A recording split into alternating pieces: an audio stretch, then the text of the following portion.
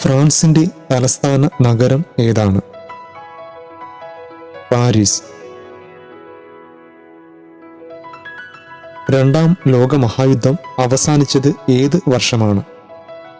1945.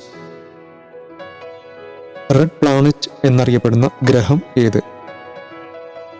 ചൊവ്വ.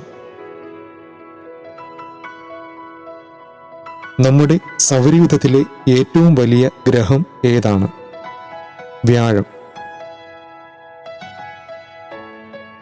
ഏറ്റവും വലിയ സമുദ്രം ഏതാണ്? പസഫിക് സമുദ്രം. ജപ്പാന്റെ കറൻസി എന്താണ്?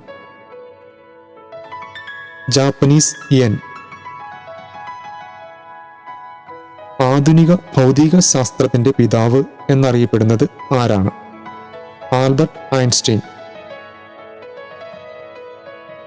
ഓസ്ട്രേലിയയുടെ തലസ്ഥാനം ഏതാണ്? കാൻബറ.